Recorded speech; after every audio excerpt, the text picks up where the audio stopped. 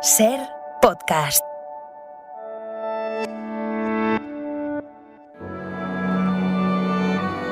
Bienvenidos a Sucedió una noche, un programa dedicado al mejor cine de todos los tiempos. I wanna hide from the sun, I wanna live in the dark, I wanna go to the movies. Nobody's waiting outside, but I feel alright, 'cause I'm here on my own. I can kiss Marion and Jane, I can sing in the rain, I can be Superman. I'll never come out again. Las estrellas míticas, los grandes directores, las películas inolvidables. Dirige y presenta Antonio Martínez. Saludos y bienvenidos otra semana a Sucedió una noche. Dos grandes directores, auténticos maestros del cine, protagonizan el programa de hoy. Uno era norteamericano. ¿Quién es usted? El de menos importancia. Dirijo la película y soy autor del guión. Joseph Mankiewicz, responsable de películas como Eva al desnudo o La condesa descalza. El otro es español, Carlos Saura, que a sus 91 años recibirá dentro de unos días el Goya de Honor. Aquí estoy y sigo haciendo cine, lo cual ya es un milagro, ¿no? Y haciendo lo que uno quiere. No sé si hay muchos ejemplos de eso, creo, quizá no hay ninguno, ¿no? Precisamente con la productora de su última película, Las paredes hablan, María del Puy Alvarado, charlaremos en el cine de su vida. Y en la sección de cine incómodo, Jack Bourbon nos trae esta semana la primera película comercial que mostró un desnudo integral en el cine. Éxtasis, protagonizada por Hedy Lamarr. ¿Habéis visto la película de Hedy Lamarr? Yo sí, yo la he visto 2 veces. Sí. En definitiva, que si os apetece un rato escuchando historias del mejor cine de todos los tiempos, prestadnos vuestros oídos y nosotros nos encargamos del resto. I wanna hide from the sun, I wanna live in the dark, and I'll never come back. El espectáculo está a punto de comenzar, pero no se alarmen ustedes, no les cobraremos la entrada. Lo que el cine nos dejó. Es tan difícil ser alguien que la gente no olvida. Este domingo, 5 de febrero, se cumplen 30 años de la muerte de Joseph Mankiewicz, uno de los directores fundamentales de la historia del cine. El más inglés de los directores americanos, como alguien le definió. Os vamos a contar sus méritos y a recordar sus películas.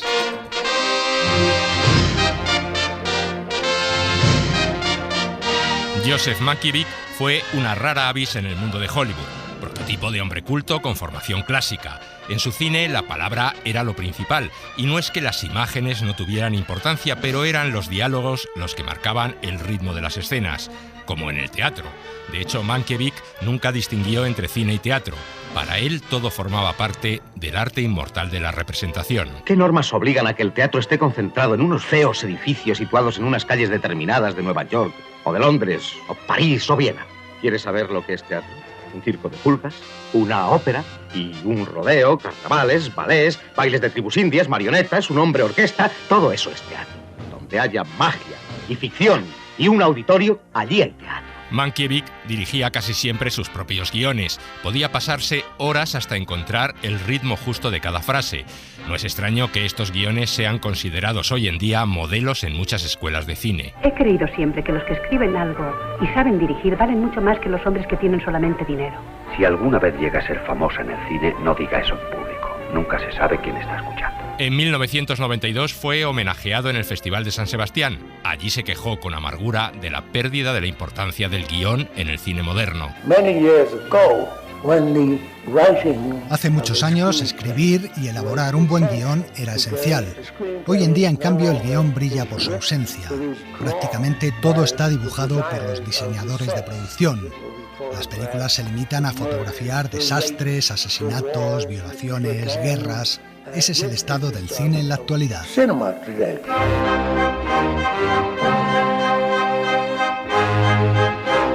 Joseph era hermano de Herman Mankiewicz, el guionista de Ciudadano Kane, y fue él quien le introdujo en el cine. Comenzó su carrera en Hollywood como rotulista para películas mudas. Ya en el sonoro ascendió a dialoguista y poco después se convirtió en guionista. Su pluma comenzó a ser materia del cine de grandes directores como Cukor o Lubitsch, a la vez que hacía labores de productor en diversas películas. Me quemó vivo una jauría de fieras. Legalmente son unos asesinos y yo estoy muerto. Si estoy vivo no es por ellos, pero los conozco. He visto sus caras. y los ahorcarán por ello. Fue productor, por ejemplo, de esta película, Furia, de Fritz Lang, y de otros clásicos como Historias de Filadelfia, Maniquí o La Mujer del Año. Pero Mankiewicz quería más. Cuando uno se decide a escribir para los demás o a dirigirles es porque tiene la ventaja sobre los demás de poseer un sexto sentido, o cree tenerlo. Él estaba convencido de tenerlo. Tan solo le faltaba la oportunidad para poder demostrarlo, y esta llegó en 1943. Empiezo a rodar a partir del lunes. Zanuck se impacienta, me llama, me apremia. Zanuck. Lubitsch había sufrido un ataque cardíaco poco antes de iniciar el rodaje de una película. Cuando Zanuck, el jefazo de la Fox, le preguntó quién podía sustituirle, Lubitsch recomendó a Mankiewicz, y este se hizo cargo de la película. Háblame de Dragonwyck. ¿Cuántas habitaciones hay? Pues nunca las he contado. ¿Y muchos criados? Tampoco los he contado nunca. Cáscaras. Digo, figúrate. El castillo de Dragonwyck fue su primera película como director. Después vendrían otras como El fantasma y la señora Muir con Rex Harrison y la bellísima Jean Tierney. ¿Qué le pasa? ¿Le da miedo dejarse ver? ¿Lo único que sabe usted hacer es asustar a las mujeres? Pues a mí no me asusta. Encienda la vela. Vamos, enciéndala. ¿Cómo voy a encenderla si sigue apagándome las cerillas? Pero su consagración definitiva como director llegaría en 1949 con Carta a tres esposas. Mis queridas Debbie, Laura May y Rita, como ya sabéis, a partir de ahora debéis continuar sin mí. Quiero haceros saber que me he marchado con uno de vuestros maridos, Adi. Gracias a Carta a tres esposas, Mankiewicz ganó 2 Oscar, al mejor director y al mejor guión, premios que repetiría el año siguiente. Ilustres miembros, señoras y caballeros, por su distinguida actuación en el teatro, el trofeo Sarah Siddon para Eva Harrington. La hipócrita Eva Harrington se llevaba el premio Sarah Siddons y Mankiewicz subía al escenario para recoger 2 nuevas estatuillas, otra vez por el guión y la dirección. Se los concedían por Eva al desnudo, probablemente su mejor obra y una de las películas clave de la historia del cine. Me estudia como si yo fuera una comedia o unos planos, como ando, hablo, pienso, actúo, duermo. ¿Y por qué te sientes ofendida de que una chica trate de parecerse a lo que constituye su ideal en todo? Deja de llamarla chica.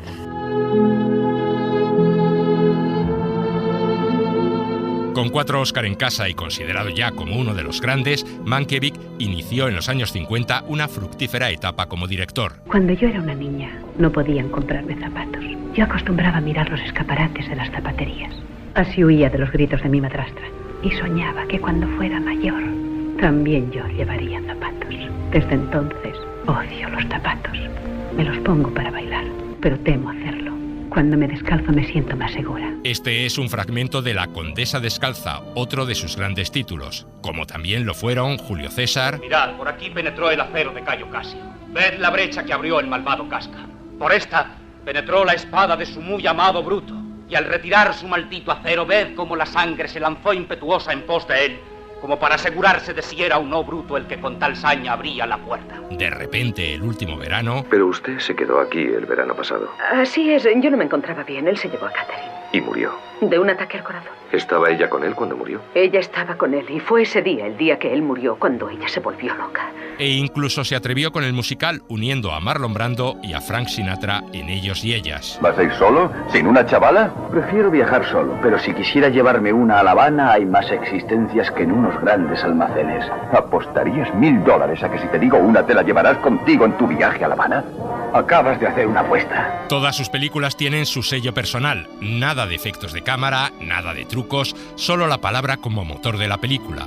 A veces de grandes dramaturgos como Shakespeare o Tennessee Williams, otras fruto de su imaginación. Señores, el arte es la base de nuestro negocio. Películas siempre inteligentes, emocionantes, con garantía de cine de calidad. De vez en cuando la vida actúa como si hubiera visto demasiadas películas malas. Esas en las que todo es rebuscado.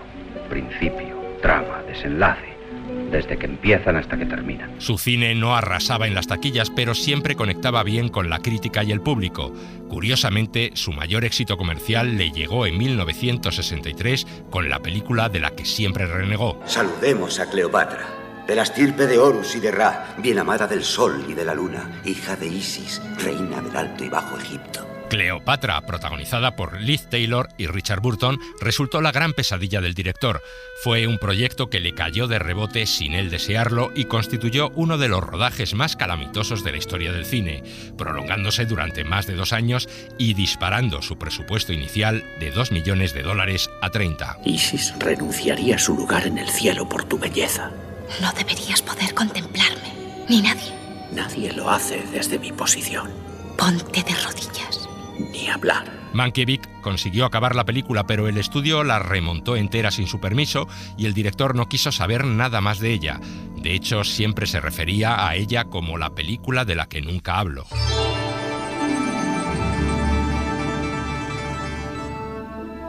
Mankiewicz salió tan tocado de Cleopatra que solo dirigiría 3 películas más. La última fue La huella, en 1972.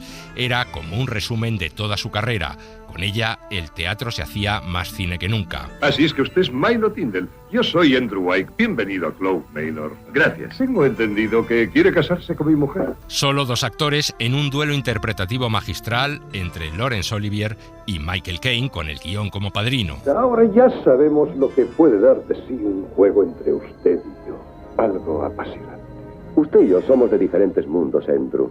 En el mío no hay tiempo para ingeniosas diversiones y felices inventos, ni para tomar el té. Los 2 actores fueron nominados al Oscar y Mankiewicz también como director. Hollywood seguía reconociendo al viejo maestro, pero el director había tomado ya una decisión. ¿Qué entiendo yo de guerras? Soy un simple humanista, un hombre de pensamientos y palabras. Dio un portazo al cine y se marchó para siempre.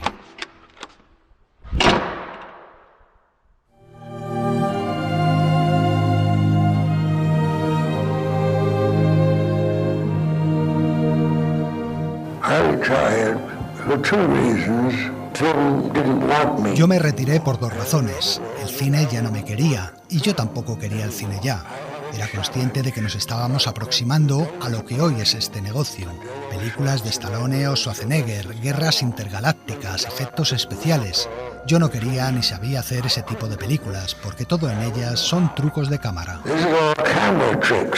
5 meses después de pronunciar estas palabras en el Festival de San Sebastián, Mankiewicz fallecía el 5 de febrero de 1993, víctima de un ataque al corazón. Tenía 83 años.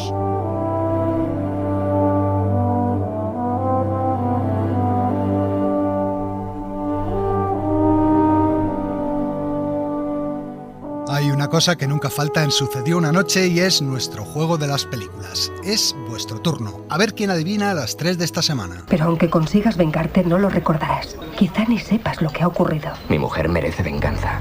Solo porque no recuerde ciertas cosas, no quita el sentido a mis actos. Y bueno, quizás saque una foto para recordármelo.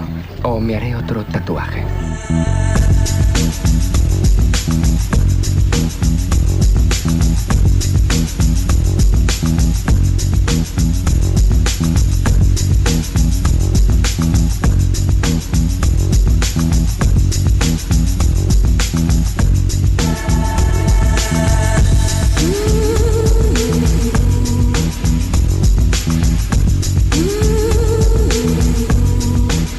¿Cómo has subido? Volando. Sí, ya. Además no llevas nada de ropa. Estás congelada. Lo siento. ¿Te da asco? No. Ili, ¿quieres ir en serio?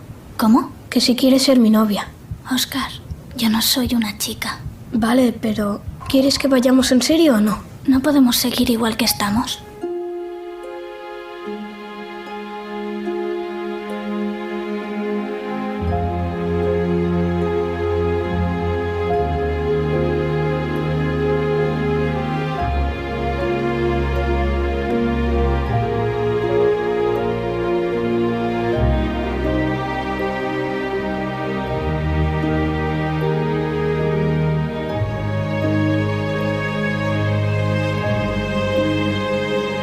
Unos amigos y yo hemos formado un grupo musical, un quinteto de cuerda. Entonces es usted músico, profesor de música. No, meramente un aficionado, créame, pero buscábamos un lugar para ensayar. Espero que no tenga inconvenientes y... Ensayar ustedes aquí. Profesor Marcus, estaré encantada. Siempre me gustó la música.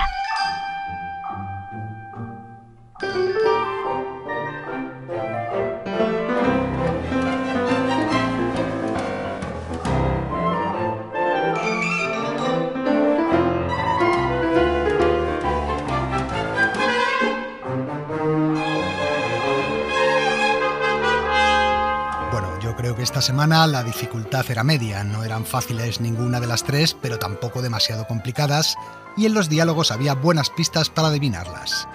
La primera era Memento, de Christopher Nolan, película del año 2000 protagonizada por Guy Pearce con banda sonora de David Julian.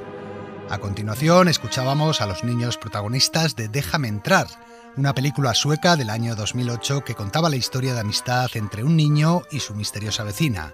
El cine americano haría un remake un par de años después. La música de Déjame entrar era obra de Johan Söderqvist. Y terminábamos con un clásico de la comedia británica, El Quinteto de la Muerte, película que Alec Guinness y Peter Sellers, entre otros, protagonizaron en 1945. El compositor de su banda sonora era Tristram Cary. Es que yo me pongo enferma con tanta españolada y con tanto trabuco, sombrero catite y patillas. Sucedió en el cine español. Perdone, ¿españolada dice? ¿Y qué se supone que debemos hacer en el cine español? ¿Alemanadas? Sí. ¿Hungaradas? ¿Americanadas? No, hombre, no, pero entiéndame. La historia de nuestro cine. El próximo sábado, día 11 de febrero, se celebra la Gala de los Goya, los premios del cine español. Ganará Asbestas, Cinco Lobitos o Modelo 77, tal vez La Maternal o quizá Alcarrás. En pocos días saldremos de dudas. De momento, el único premio que sabemos seguro es el Goya de Honor, que este año va para el director Carlos Saura. Por eso nos ha parecido un buen momento para echar la vista atrás y recordar el cine y la trayectoria del veterano director aragonés. Este viernes, por cierto, se ha estrenado su última película, el documental Las paredes hablan, que explora la evolución del arte mural a lo largo de los tiempos.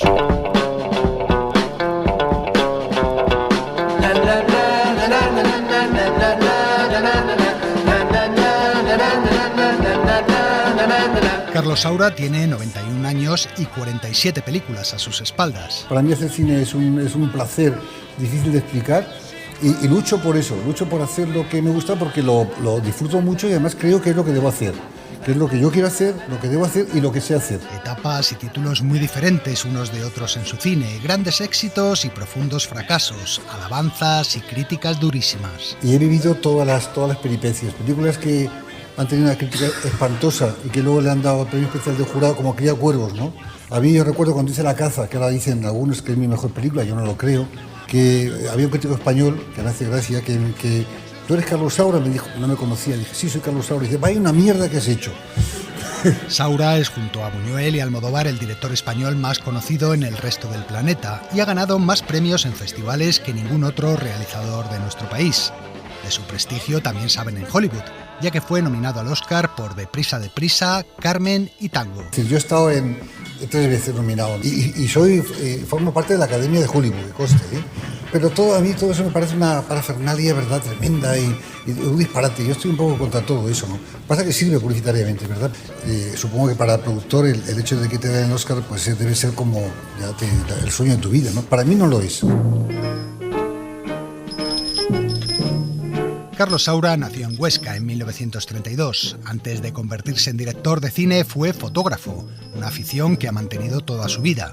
Sus comienzos en el cine fueron difíciles. Su primera película, Los Golfos, estrenada en 1959, resultó un fracaso estrepitoso. Visto el resultado de Los Golfos, yo estaba convencido de que nunca más haría una película, ¿no? Primero la destrozó en la censura, le quitó 10 minutos y luego era dificilísimo proyectarla, ¿no? Después hizo una película de encargo, Llanto por un bandido, que tampoco funcionó. Saura pensó incluso en abandonar mientras paseaba un nuevo guión por las productoras de Madrid y todas le rechazaban. Hasta que di con Elías Querejeta y a Elías le pareció estupendo el proyecto. Realmente la producción es Elías Querejeta, pero costó 2 millones de pesetas y yo puse uno que me pedía mi padre y él puso otro. La caza se rodó en 4 semanas. Contaba la historia de 3 viejos amigos que se reunían para pasar juntos un día de caza, a lo largo del cual iban aflorando las tensiones y la violencia. Era una película realista, pero que admitía muchísimas interpretaciones. En lo de la caza tiene razón Luis. Al conejo se le dan pocas oportunidades para defenderse. Cuantas más defensas tiene el enemigo, más bonita es la caza. Se lucha de poder a poder. Por eso alguien dijo que la mejor caza es la caza del hombre. La caza ganó en 1965 el Oso de Plata en el Festival de Berlín y supuso el despegue de la carrera internacional de Carlos Saura. Tuvo un éxito impresionante en ciertos círculos, ¿no? Y recuerdo que fue al Festival de Nueva York del Lincoln Center y fue un gran suceso en aquel momento y fue nominada como una de las mejores películas del año en Estados Unidos, etcétera, ¿no? O sea, realmente fue una película que nos dio muchas satisfacciones, ¿no?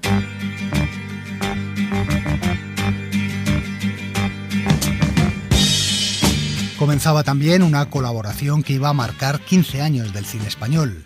Producido por Querejeta, Saura se dedicó a rodar un tipo de cine simbólico alejado de la narrativa tradicional. ¿Por qué quería matar a mi padre? Es esa una pregunta que me he hecho cientos de veces. Lo único que sí recuerdo perfectamente es que entonces me parecía el culpable de toda la tristeza que había embargado a mi madre los últimos años de su vida. Criacuervos, Pipermin Frappé, Ana y los lobos, La prima Angélica... eran películas difíciles, llenas de metáforas y de crítica social y política. Yo creo que era un momento de cólera donde yo necesitaba expresar esa cólera mía de lo que yo pensaba de mi país y de la gente que me rodeaba. Un cine de sugerencias muy influido por Buñuel, de quien por entonces Saura era gran amigo. ¡Qué familia! ¡Qué personajes!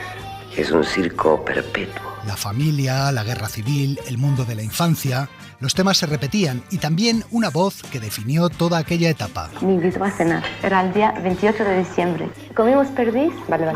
Y decidimos que si duraba nuestro romance, nos casaríamos el día 14 de febrero, que es el día de los enamorados. La voz y el acento de Geraldine Chaplin, su musa y pareja sentimental durante esos años. Criacuervos ganó en 1975 el premio especial del jurado en el Festival de Cannes. Las películas de Saura crecían en prestigio internacional. Mientras, dentro de España, muchos las consideraban o bien demasiado subversivas o bien demasiado incomprensibles. Si no fuera porque mis películas han ido fuera de España, yo no habría hecho más que una película. O sea, si no fuera por Cannes y por el Festival de Berlín y por, sobre todo, Cannes y Berlín y Venecia, yo no hubiera, o Estados Unidos, ¿no? El Lincoln Center, yo no hubiera hecho ninguna película. En 1980 el director cambió de tercio. ¡Paren, por favor! ¡Esos golfos me están robando el coche! ¡Ayúdenme! ¡Policía! ¡Policía! ¡Llamen a la policía! Policía, véala ya vosotros, policía. ¡Vamos! ¡Vamos, Meca, dale caña! ¡Deprisa, deprisa! Hiciste la maleta, ay, sin decirme adiós, ay, qué dolor. Tu amor me abandonó, ay, qué dolor. Y solo me dejó, ay, qué dolor. Ay, qué dolor, ay, qué dolor, ay, qué dolor. Saura sorprendió a todos los que se habían acostumbrado a su cine lleno de metáforas con Deprisa, deprisa, una película de cine kinky con un tono cercano al documental que retrataba a la juventud suburbana de la época. ¿Haréis una raya? Vale. Sí. Déjame la cartera. ¿Tú quieres, Ángela? ¿Es coca? No, es caballo. Bueno, no quiero. La música que escuchaban los protagonistas de Deprisa, deprisa eran las rumbas de cassette de gasolinera, y Saura mostraba así otra de sus grandes pasiones. Bueno, yo soy muy aficionado a la música, tengo muy buen oído, de las pocas cosas que puedo presumir. Mi madre era pianista profesional, ¿no? Y en mi casa había un ambiente musical y no puedo decir más. Utilizo la música que me gusta siempre. Nunca hay en mis películas una música que no me guste. Todo lo que hay es que me gusta. En los años 80, Carlos Saura se inventó un género que no tiene parangón en ninguna otra filmografía del mundo: el musical flamenco. Esta no baila con nadie más que conmigo. ¿Qué pasa, hombre? ¿Que es tu novia también? Venga ya, déjalo ya. Qué mala casta tienes. El amor brujo, Bodas de sangre y Carmen forman la trilogía de películas que el director rodó en esta década con el bailarín y coreógrafo Antonio Gades. Vamos a ensayar la tabacalera. Según cuenta Mérimée, estamos en Sevilla en el 1830 en la fábrica de tabaco. Hace mucho calor y, como solamente hay mujeres, están cómodas. Vamos, ligeritas de ropa. Yo tengo un saco. Bueno, os voy a pedir un favor. Que sintáis ese calor. A partir de entonces volvería una y otra vez a su particular género musical con películas como Sevillanas, Flamenco, Salomé o Iberia. Y más allá del flamenco, con otras que trataban el tango, el fado portugués, la música tradicional mexicana o la jota de su tierra aragonesa. Ahora lo veo porque me lo dicen fuera, ¿no? Y veo que desde fuera se ve con claridad que hay como una especie de musical muy sui generis, muy especial, ¿verdad? Que yo he ido creando, pero yo no me he dado cuenta de eso, sinceramente lo digo. Fuera de su cine musical y de sus años con Querejeta, es difícil establecer etapas en su carrera, ya que hay en ella películas muy diferentes. Lo que sí hay son tendencias, temas y estilos a los que el director vuelve una y otra vez. Por primera vez en esta localidad, y siguiendo nuestro itinerario en la primera línea del frente victorioso, tienen el gusto de presentar este gran espectáculo lírico musical. con la incomparable estrella de las varietés españolas, aplaudida en el mundo entero, la extraordinaria Carmela. La Guerra Civil Española en Ay Carmela, película que ganó el Goya al mejor film y que constituye uno de sus mayores éxitos comerciales.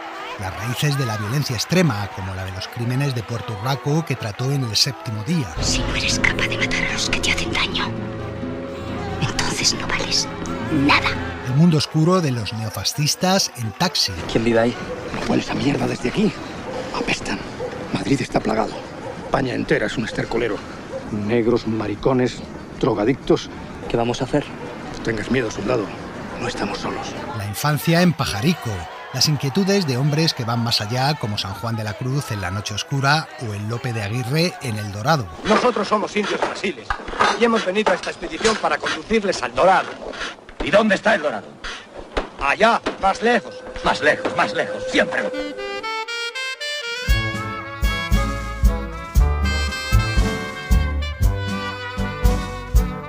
Saura cuenta sus historias a veces de manera tradicional.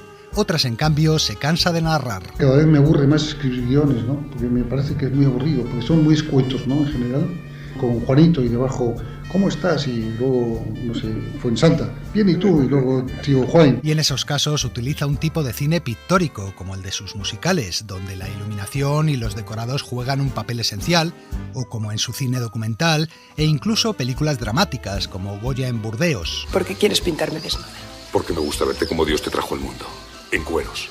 Desnudos todos somos iguales ante el Señor. No, yo no me parezco a él. Yo soy yo. Y por eso estoy loco por ti. Un cine, en definitiva, ajeno a las modas que Saura rueda a su aire, eligiendo en cada momento la película que desea hacer sin preocuparse de las críticas ni del éxito que pueda tener entre el público. Ya lo he dicho muchas veces, pero siempre me da mucha vergüenza. Yo digo que hago cine porque es lo que más me divierte en el mundo de las cosas que hago. Y porque es un desafío cada película, porque hay un riesgo, porque es una aventura maravillosa que nunca sabes cómo va a acabar. Un lujo este que parece ser de los pocos directores actuales que se lo pueden permitir. Y así seguirá, dice, mientras le quede salud y encuentre productores dispuestos a jugarse el dinero en sus proyectos. Yo lo que pasa, que lo digo muy de verdad, que ahora tengo 7 hijos, 6 chicos y una chica. Y estoy deseando que todos sean productores. Pero para que produzcan a mí, claro.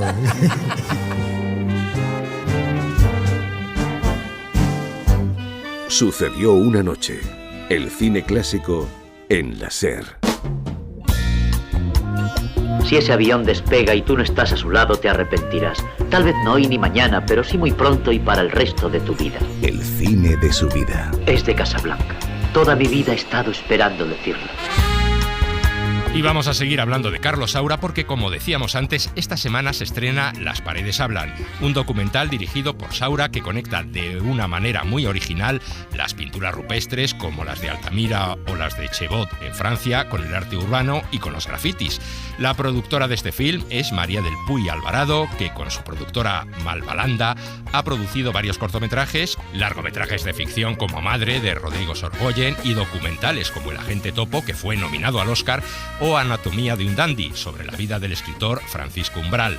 Y con María del Puy Alvarado hemos hablado de Las paredes hablan y también sobre su vida y su manera de hacer y de entender el cine.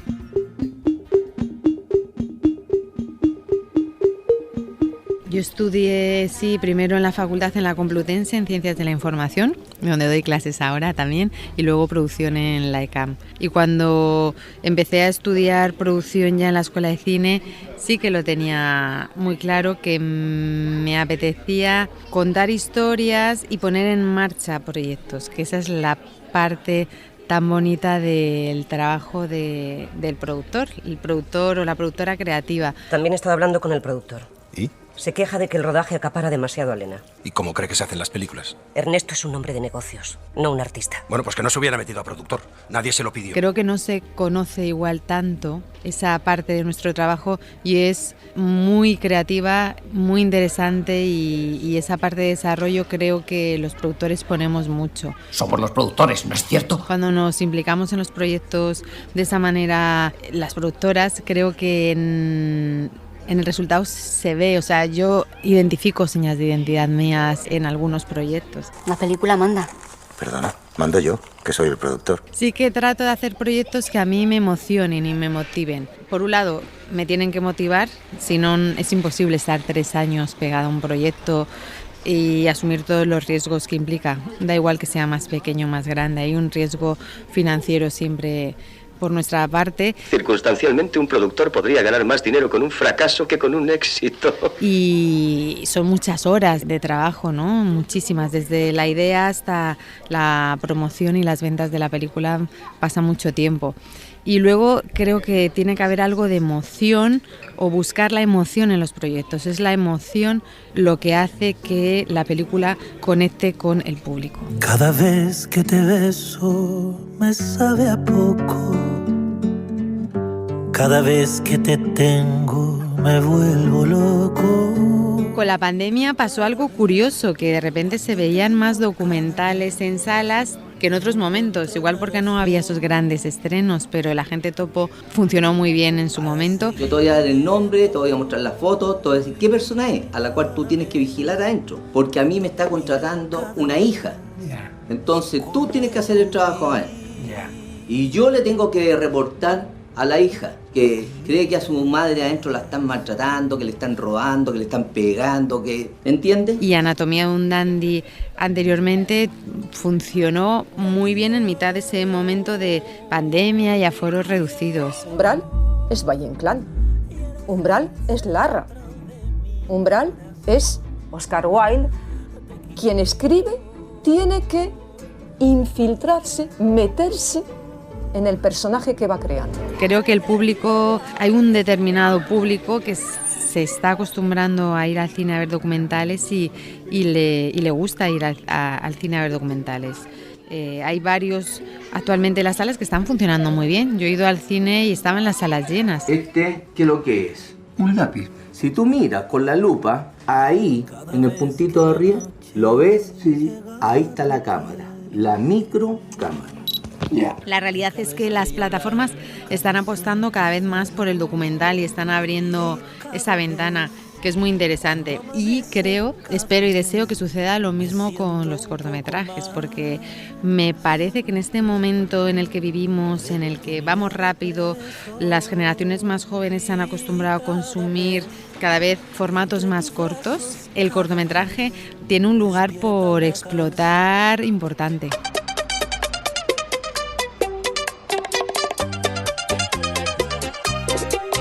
Carlos Saura es un apasionado de la historia y de la historia del arte y de las cosas prehistóricas y del paleolítico y de la evolución humana. Me gustaría ser voyeur, como dicen en Francia. O sea, ver cómo pintaban en Altamira, ¿verdad? Cómo pintaban en Neox o donde fuera, ¿no? O en Lascaux, ¿no? Cómo se pintaba la cueva del castillo. ¿Quiénes eran?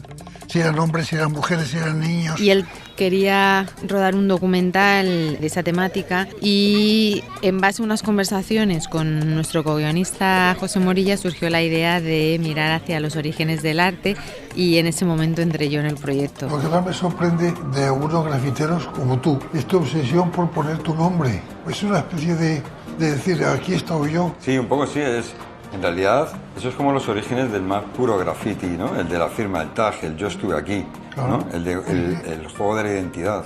Casi el sentirte mínimo y pequeño en una gran ciudad, pero decir, mira, grito y estoy aquí, ¿no? Y Carlos se dio cuenta que la pulsión creativa de los hombres o las mujeres que pintaban en las cuevas en realidad es la misma pulsión del creador de hoy, del arte contemporáneo, y a partir de ahí empezamos a trabajar en este ensayo. Pero los pintores siempre han trabajado en las paredes.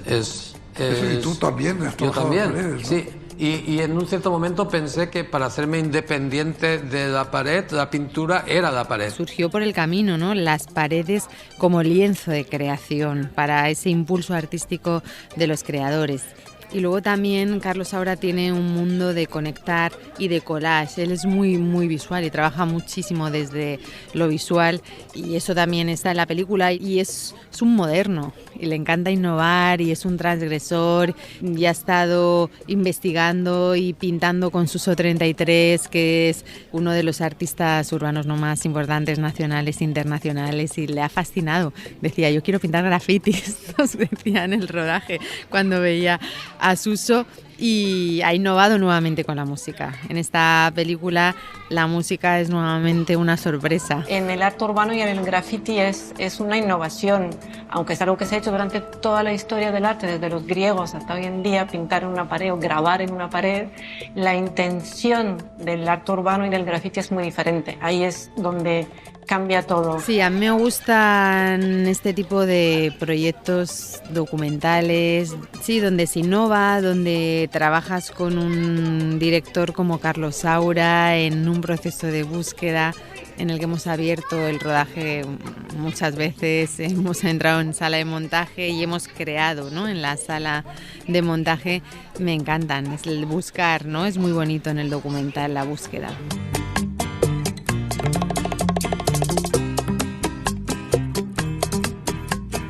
Sucedió una noche. El cine clásico en la SER.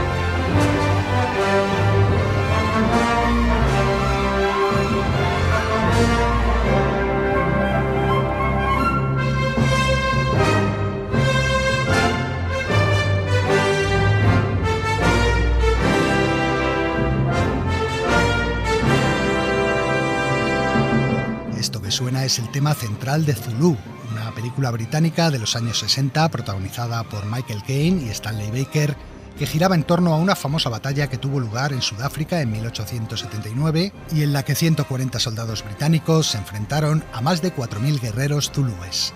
Su banda sonora era obra de John Barry. Y ahora, turno para Jack Bourbon.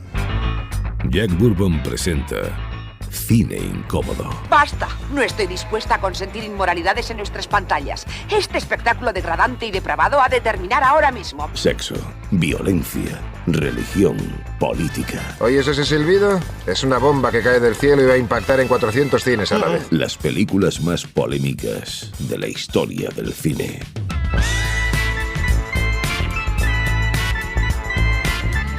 ¿Qué tal, amigos? El desnudo femenino está presente en el cine desde sus primeros años. Dejando a un lado el cine pornográfico, que también existía y hacía, por ejemplo, las delicias del rey Alfonso XIII, coleccionista de este tipo de películas, se pueden ver desnudos fugaces en muchos films de la etapa muda. Sin embargo, no sería hasta la década de los 60 del siglo XX cuando el cuerpo de las actrices empezó a mostrarse en la pantalla sin tapujos. La película que os traigo hoy fue la primera película comercial en mostrar un desnudo integral. Y no solo eso, fue también la primera película en exhibir en la pantalla un orgasmo femenino. Se titula Éxtasis, se estrenó en 1933 y estaba protagonizada por una de las actrices más bellas de la historia del cine, Hedy Lamarr.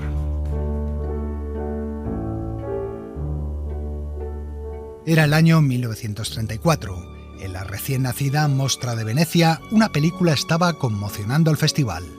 El futuro director Michelangelo Antonioni, por entonces tan solo un joven crítico de cine, describía con estas palabras en su crónica el ambiente de la proyección. Aquella tarde, en el jardín del Hotel Excelsior del Lido, donde se proyectaba la película, solo se oía la respiración de los espectadores atentísimos.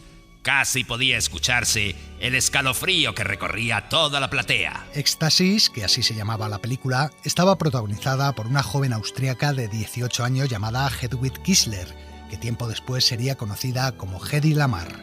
Aunque su experiencia cinematográfica era escasa, el director checo Gustav Machatý la había elegido para protagonizar su película. Es un papel muy difícil, pero es el papel que te convertirá en una gran actriz. Considéralo un sacrificio por tu arte. Éxtasis contaba la historia de una joven recién casada con un anciano terrateniente. Pronto el marido perdía el interés en ella y la muchacha conocía a un hombre que se convertía en su amante. Era el principio de la era sonora y la película apenas tenía diálogos que se grabaron en checo y en alemán. Also, heute Abend. Aber in die Stadt muss ich alleine fahren. En una escena de la película, la protagonista aparecía completamente desnuda, bañándose en un río y correteando por el bosque. Aquel era el momento álgido de una película, por otro lado, de una estética muy bella que en general transmitía naturalidad, emoción y buen gusto. Has firmado una genialidad. ¿Qué más da que pertenezca al género erótico? La trama, los personajes, la encrucijada clásica y las partes guarrillas de cama. El revuelo que provocó Éxtasis en la Mostra de Venecia llegó a oídos de Mussolini y el duce pidió que le trajeran una copia para verla en una proyección privada que visionó junto a algunos de sus ministros. Tiene un perfil precioso. Sí, la mires como la mires. Es una diosa. Ha llegado directa de Venus. Preciosa. Sí. Al parecer, Mussolini quedó tan fascinado con la actriz que dio órdenes de permitir que la película se estrenara en Italia, desoyendo al mismísimo Papa Pío XI, que pedía que el film fuera prohibido por inmoral. Éxtasis se salvaba así de la primera censura, pero la carrera internacional de la película no iba a resultar fácil. Esto es una vergüenza. Esto es intolerable. Esto no lo pueden ver nuestros conciudadanos. ¡Henry! Sí, señora. ¡Henry! Sí, señora. Prohíbe inmediatamente que esta película entre en Estados Unidos. ¡No! Cuenta la leyenda que fue la propia esposa del secretario de Estado del Tesoro de los Estados Unidos quien vio la película y presionó a su marido para que impidiera su distribución en el país. De hecho, no fue la censura, sino el servicio de aduanas el que prohibió la importación de la película, secuestrando todas sus copias. El caso llegó a los tribunales y tras algunas apelaciones, los jueces permitieron su estreno tan solo en 2 ciudades, Boston y Los Ángeles. Se la ve completamente desnuda corriendo por unos árboles camino de la playa. No. Sí. ¿A dónde iremos a parar? Es que ya no hay decencia en este mundo. Y no solo eso, además se baña completamente desnuda, y un hombre la hace suya carnalmente. ¿Cómo? Sí, la vi en Europa, es una película, no sé, alemana. Muy pocos la habían visto, pero aún así los rumores sobre lo que el espectador veía o dejaba de ver en la película eran incesantes. Por fin, en 1940, la película se estrenó en los Estados Unidos sin restricciones. ¿Habéis visto la película de Hedy Lamarr? Yo sí, yo la he visto 2 veces. Extraña. Éxtasis provocó además un debate sobre un tema hasta entonces proscrito en los medios de comunicación, el orgasmo femenino. Cuando yo tuve por fin un orgasmo, el médico me dijo que no era el adecuado. ¿Qué os parece? Y es que, como contaba antes Bourbon, Éxtasis fue también la primera película en mostrar cómo una mujer alcanzaba el orgasmo en una secuencia de sexo. Ponga expresión de pasión en la cara. De amor. ¡Achtung! ¡Action!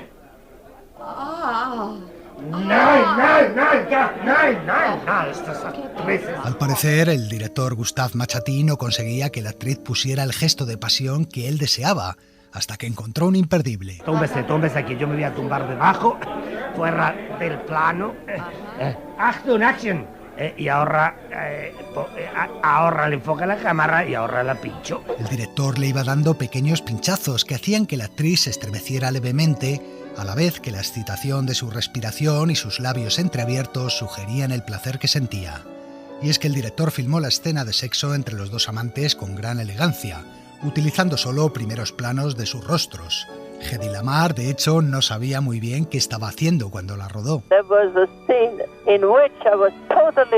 Era una escena en la que yo estaba totalmente sola, pero por obra del montaje, luego parecía que estaba haciendo el amor con mi amante. De hecho, yo le preguntaba al director, ¿pero por qué hago esto? Y él me decía, no hagas preguntas, solo haz lo que yo te diga. Así que no era muy consciente de qué iba la escena ni me resultó nada embarazoso hacerla.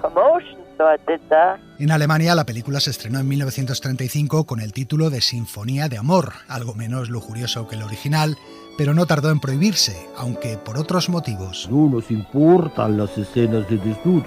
No nos importa su erotismo. Lo único que nos importa es que la señorita Lamar tiene antecedentes judíos. Y en Austria, país natal de la protagonista, fue su propio marido el que intentó que la película no se exhibiera. Hedy se había casado con un magnate de la industria armamentística llamado Fritz Mandel. En realidad fue un matrimonio de conveniencia que la actriz se vio obligada a aceptar para proteger a sus padres, de origen judío. Mandel, tras ver la película, se propuso comprar todas las copias y quemarlas para que nadie pudiera ver el cuerpo desnudo de su esposa.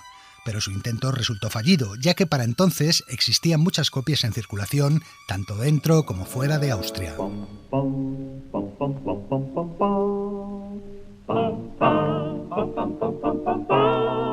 La presión cada vez mayor de los nazis y el desprecio que sentía por su marido hizo que en 1937 la actriz decidiera huir de Viena. Hay varias leyendas de cómo Hedy logró burlar la vigilancia a la que estaba sometida y escapar. Una de ellas la contaba su propio hijo, Anthony Lorder.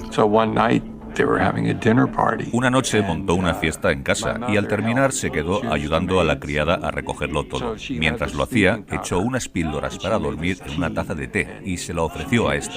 La criada la bebió y se durmió enseguida. Entonces, mi madre metió todas sus joyas en una bolsa, se vistió con la ropa de la criada, saltó por la ventana, cogió su bicicleta y huyó montada en ella. Hedy llegó a París, luego viajó a Londres y desde allí cogió el barco que la llevaría a Estados Unidos.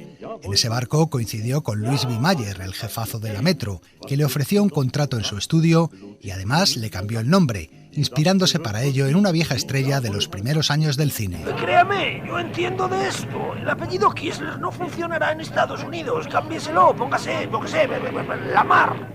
Hedy Lamar. Sí, yo conocí hace muchos años a una actriz que se llamaba Bárbara Lamar. La primera película que rodó Hedy Lamar en Hollywood fue Argel, al lado de Charles Boyer. ¿Te gusta Argel? No me gusta viajar, me pone muy nostálgica. ¿De verdad? Si no puedo ver París cuando abro los ojos por la mañana, prefiero seguir durmiendo. ¿Conoce usted París? ¿Que si conozco París? Estamos muy lejos de casa. La actriz tuvo una carrera discreta en el cine americano. Participó en algunas buenas películas como Fruto Dorado al lado de Spencer Tracy o Camarada X junto a Clark Gable, pero la mayoría de sus películas fueron títulos de segunda fila. Además, se permitió rechazar proyectos como los de Casablanca o Luz que agoniza, que luego acabaría interpretando Ingrid Bergman. Su película más famosa fue probablemente esta. Ese Sansón tiene un poder, algo secreto que le da una fuerza sobrehumana. Ningún hombre puede hacerle frente. Tal vez cayera ante una mujer. Tanto Sansón como su fuerza deben tener su debilidad. ¿Cuál es tu plan, Dalila? Yo puedo entregároslo. La frase publicitaria que anunciaba Sansón y Dalila decía: la mujer más bella del cine dando vida a la mujer más bella de la Biblia. Pero Hedy Lamar fue mucho más que un rostro atractivo. Además de actriz, fue también una superdotada de la ingeniería, que ha pasado a la historia por otra faceta, la de inventora. Te lo diré de esta forma. Creo que tengo algo más que ofrecer que mi cuerpo. Ahora empiezo a comprender. Soy el resultado final de todo cuanto he aprendido, de lo que siempre quise ser y de todas las experiencias que he tenido.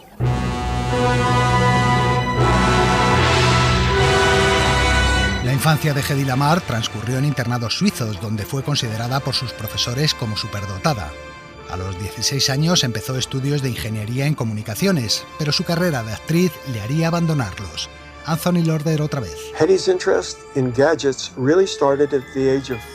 Hedy comenzó a interesarse por los inventos a los 5 años, cuando desmontó por completo una cajita de música que tenía y volvió a montarla.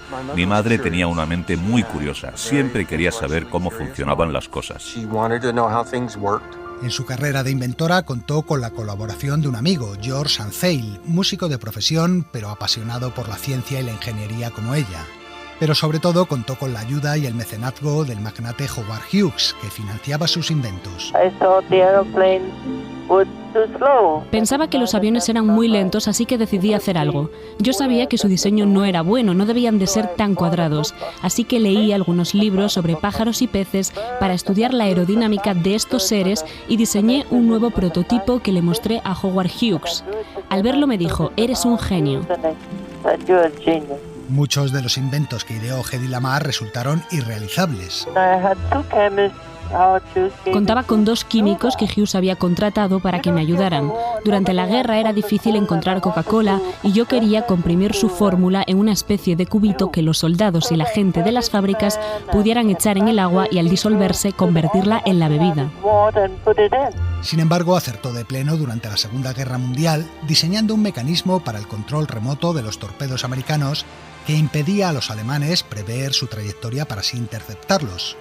Aprovechando que todavía no tenía la nacionalidad estadounidense, el gobierno norteamericano se apropió de la patente de Hedy en 1942, gracias a una ley que permitía requisar las propiedades de las personas que pertenecían a los países enemigos, y la actriz seguía siendo austríaca. No lo entiendo. Cuando me usaban para vender bonos de guerra no me tachaban de extranjera, y cuando invento algo para este país sí lo soy. El sistema ideado por Hedy y su amigo Ansel se basaba en el llamado espectro expandido, que permitía las comunicaciones inalámbricas a distancia.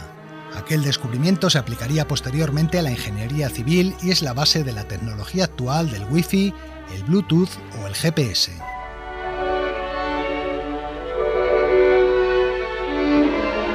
Hedy Lamarr se retiró pronto del cine. En 1958, con tan solo 44 años, rodó su última película. Y es que la actriz había percibido claramente su decadencia, reemplazada en el favor del público por nuevos y más jóvenes talentos. La euforia que experimentas como estrella es increíble. Te dan un papel, te puedes enamorar, puedes ser glamurosa. Es una euforia constante. Y luego, ya no tienes trabajo ni éxito. Y es otra persona la que está en la cima. La actriz dio mucho que hablar también por sus problemas sentimentales, ya que se casó 6 veces. Las últimas décadas de su vida las pasó casi recluida en su casa de Florida y fue detenida varias veces por la policía. Abuela, déjeme ver lo que lleva en el bolso. ¡Quítame sus manos de encima, joven! Otra vez, le tengo dicho que no coja nada sin permiso. Al parecer, la actriz había desarrollado un problema de cleptomanía. Hedy Lamarr murió el 19 de febrero de 2000, a los 87 años de edad. Muy lejos quedaba ya para entonces aquella película de los años 30 en la que se bañaba desnuda en una escena, un escándalo que dio pie a muchas historias y a muchas leyendas. Había una actriz austriaca, Hedy Lamarr, que era una de las reinas de Hollywood, y echaba tanto de menos el clima lluvioso de su Tirol natal que hizo instalar en el jardín de su casa en California una máquina de hacer lluvia.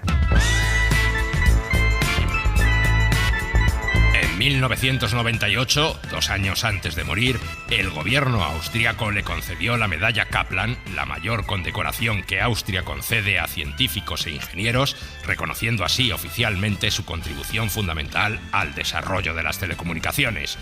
Cuando se lo comunicaron a la actriz, esta tan solo respondió desairada: «Pues ya era hora». En fin, amigos, hasta la semana que viene. Continuará. Hora de marcharse. La versión de una canción de película que va a cerrar hoy el programa corre a cargo de los Sweet, un grupo de los años 70 cercano al glam rock que hicieron esta versión del tema central de El hombre del brazo de oro, la película de Otto Preminger protagonizada por Frank Sinatra y Kim Novak, un tema jazzístico compuesto por Elmer Bernstein al que los Sweet le dan un tono más cañero. Y nada más, saludos de Leo Castro y Antonio Martínez y hasta la próxima.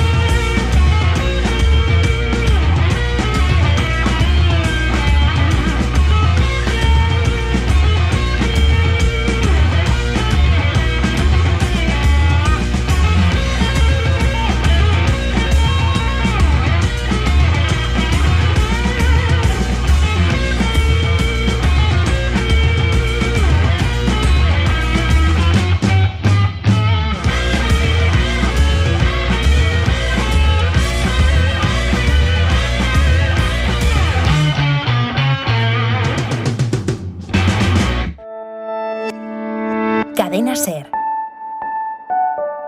La radio.